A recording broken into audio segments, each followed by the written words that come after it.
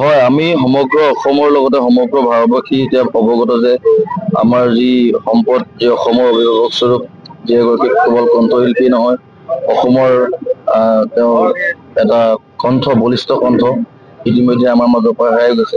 তেওঁ আচলতে দৈহিকভাৱে আমাৰ মাজৰ পৰা আঁতৰি গ'লে তেওঁ কায়িকভাৱে সদায় আমাৰ অসমবাসীৰ আত্মাত সদায় জীয়াই থাকিব। আৰু আমি অসম জাতীয়তাবাদী যুৱ ছাত্ৰ পৰিষদ ৰঙাজান আঞ্চলিক সমিতিৰ লগতে স্থানীয় ব্যৱসায়িক প্ৰতিষ্ঠান, স্থানীয় সকলো ৰাইজৰ উদ্যোগত আমি যি আজি আদ্য ছাত্ৰভাগী আমি আজি অনুষ্ঠিত কৰিছোঁ। আৰু ইয়াৰ পৰাই আমি নেদেখাজনৰ ওচৰত আমি প্ৰাৰ্থনা জনাইছোঁ যাতে দোষীয়ে উচিত শাস্তি পাওক, জুবিন গাৰ্গে ন্যায় পাওক, আমি তাকে কামনা কৰিছোঁ।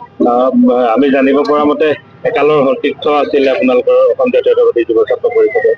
হয়, জুবিন গাৰ্গ ডাঙৰীয়া আমাৰ অসম জাতীয়তাবাদী যুৱ ছাত্ৰ পৰিষদৰ এসময়ত তেওঁ সাংস্কৃতিক সম্পাদক আছিলে।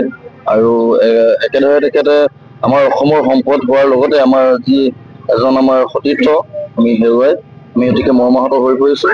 আৰু দোষীয়ে ন্যায় পাবই লাগিব আৰু ন্যায় দিবই লাগিব। যদি ন্যায় দিব নোৱাৰে আমি সকলো দল সংগঠন, সকলো ৰাইজ আমি একত্ৰিত হৈ আমি অনাগত দিনত আমি আন্দোলন নিচিনা কাৰ্যসূচী আমি ল'বলৈ বাধ্য হ'ম।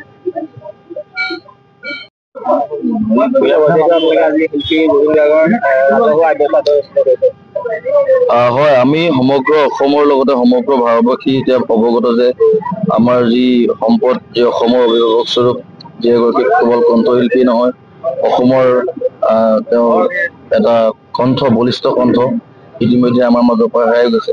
তেওঁ আচলতে দৈহিকভাৱে আমাৰ মাজৰ পৰা আঁতৰি গ'লে তেওঁ কায়িকভাৱে সদায় আমাৰ অসমবাসীৰ আত্মাত সদায় জীয়াই থাকিব।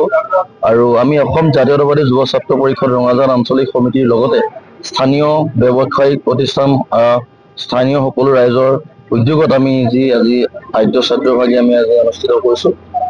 আৰু ইয়াৰ পৰাই আমি নেদেখাজনৰ ওচৰত আমি প্ৰাৰ্থনা জনাইছোঁ যাতে দোষীয়ে উচিত শাস্তি পাওক, জুবিন গাৰ্গে ন্যায় পাওক, আমি তাকে কামনা কৰিছোঁ।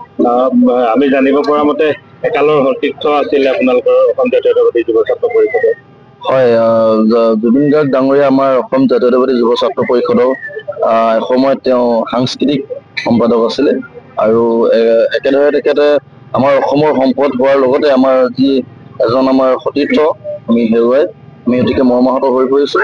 আৰু দোষীয়ে ন্যায় পাবই লাগিব আৰু ন্যায় দিবই লাগিব। যদি ন্যায় দিব নোৱাৰে আমি সকলো দল সংগঠন, সকলো ৰাইজ আমি একত্ৰিত হৈ আমি অনাগত দিনত আমি আন্দোলন নিচিনা কাৰ্যসূচী আমি ল'বলৈ বাধ্য হ'ম।